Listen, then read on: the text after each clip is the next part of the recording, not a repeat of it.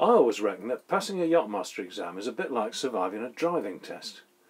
You learn your colregs, run through your man overboard pickups and wind against tide moorings, and then, if you pull it off, you can go away and start finding out about real seamanship in the school of hard knocks.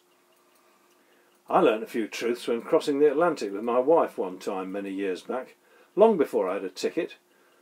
This wasn't my first bout with the pond, but it hammered home the message that however promising things look, you cannot rely on old man weather.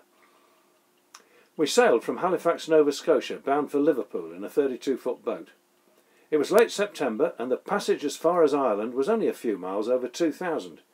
By ocean standards this isn't much, and our great circle course lay smack in the middle of some encouraging windroses on the pilot chart. We were going to have to hang on to our hats, so we had every expectation of a speedy trip. The old boat rollicked across the foggy Grand Banks of Newfoundland in fine style, and apart from a few narrow misses with fishing boats, everything went swimmingly, until a large and complex low decided to pass south of us instead of north.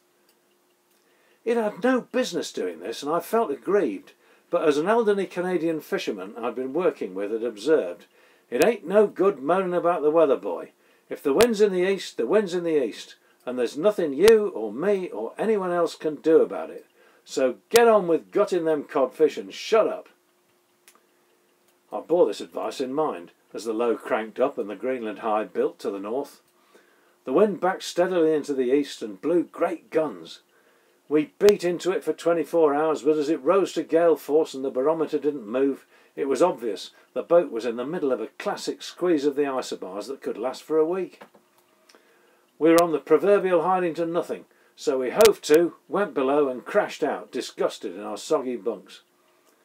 That east wind kept right on blowing, day after livelong day. When it finally relented, it was replaced by 2 full-on North Atlantic westerly storms with all the fun of the fair.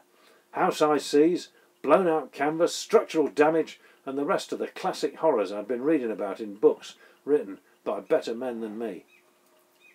The final straw came when cooking gas ran out 100 miles from the fastnet, with the wind backing suspiciously yet again, and us close-hauled, no longer laying the course. I'd planned a passage of 3 weeks, and we'd been at sea for more than 30 days.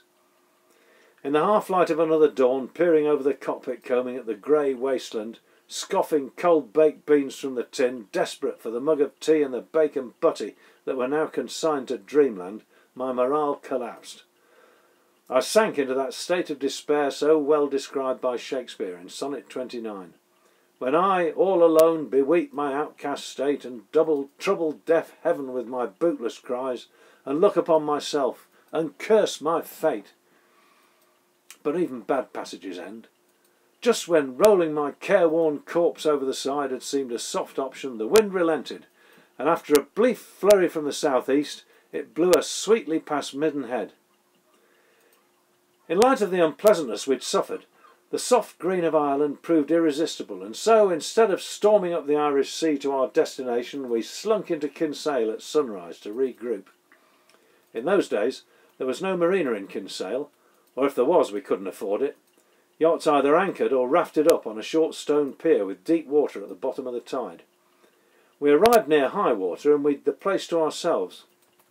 I ran out breasts and springs, and we spent an hour or so clearing up.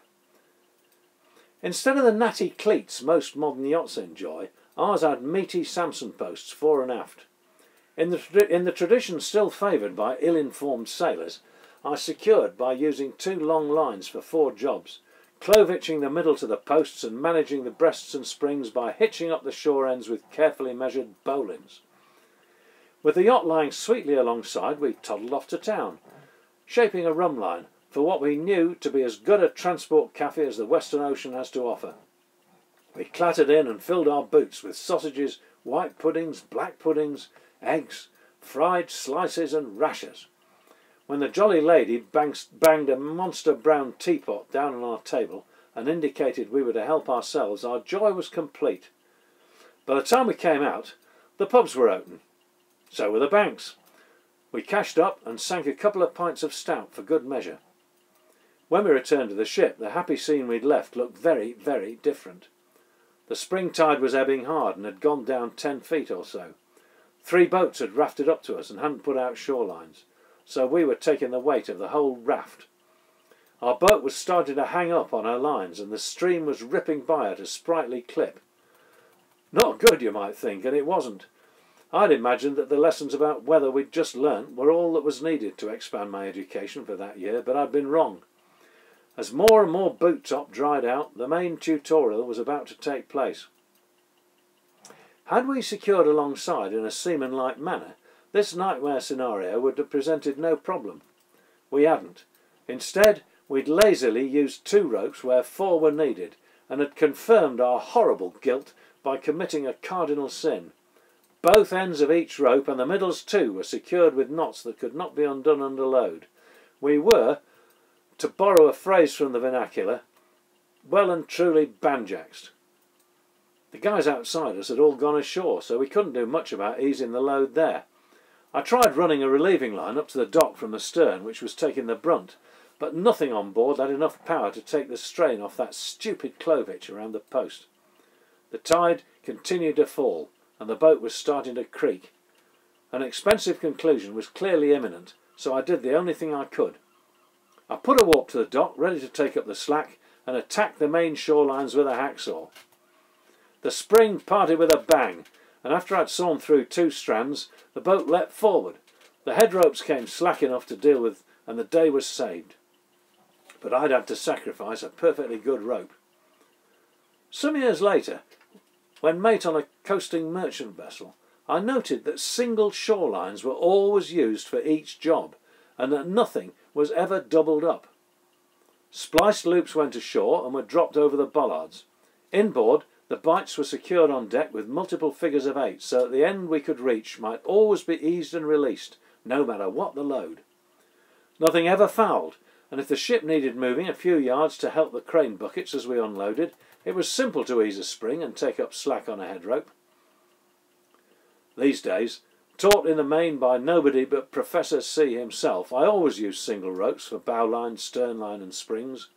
1 rope for 1 job and 1 cleat for each rope. If I run out of cleats, I use winch barrels. Ends go ashore, bights are made up on board. When a line has to be adjusted, there's no knitting to unravel and nothing ever fouls. Raft-ups hold no horrors. Even on a safe marina pontoon, coming alongside with lines ready to go like this is the simplest way. And never again will I end up with the sort of muddle I left myself as I tucked in to the world's best breakfast after that awful passage.